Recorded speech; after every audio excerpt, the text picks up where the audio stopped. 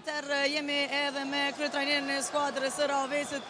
Trajner, fillimisht urime fitoren e rëndësishme, po besoj që ishte goxha kjo fitore për Juve. Startuat mirë ndeshjen, pastaj në çerekun e dytë e patët një rënje. Ylli po tregonte lojë mirë, por duket që këshillat e juaja pas pjesës parë dolën të jenë të suksesshme dhe djemt shfaqen një lojë shumë të mirë në pjesën e dytë. Po dihet që ylli ka lojtar jashtëzakonisht mirë.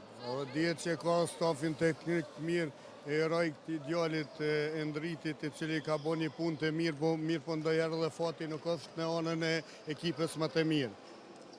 Unë mendoj që këta djemt e Rahovesit e kanë jepë çdo gjë për veti që të nxirrin epilog piksej. Ndeshja thatë edhe ju, çdo fitore për ne është e rëndësishme, deni që na debutues në Superligën e Kosovës dhe për ne çdo fitore është një hap më tepër për me jetë në Superligën e Kosovës. Trajner, sa jeni të kënaqur ju me gjithë paraqitjen që e dhanë djemt sot, por edhe çka mund të presim në vazhdim pra nga Rahoveci?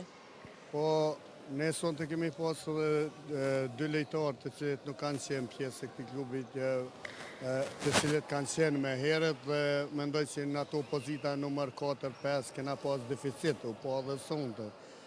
Kurse saj për këtë lojtarë të Rahovecit, mujmi përgëzu se kanë jep energjin, krejt energjin që ka jep është një e mirë të cilën klubi basketbollit Rahoveci ka 3 lojtarë vendor, të cilët luajnë, o Ejupi Barrexha dhe Iriu Adis Dërgudi, cili që dy loj po tregohet që është në rrugë të mirë se të bëhet lojtar nëse punon, atëherë pasuria më e madhe e këtij klubi kish me qenë mi pas 4-5 lojtarë të këtij vendi.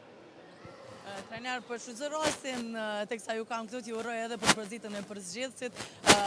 Edhe po ju pyes, si po i shihni lojtarët vendor të cilët do t'i keni tashmë në udhëheqje, e pam sot paraqitjen e mirë edhe të Erionit, por edhe të Lisit, të cilët realisht nuk kanë qenë edhe në formë aq të mirë deri në këtë ndeshje, dhe çka mund të presim nga Kosova në ndeshjen ndaj Shqipërisë? Po këta janë lojtarët më kvalitativ të cilët i ka Kosova dhe detyra jonë o me nxirr edhe më të mirën prej atyre kvalitetin më të mirë të cilën e pozitojnë.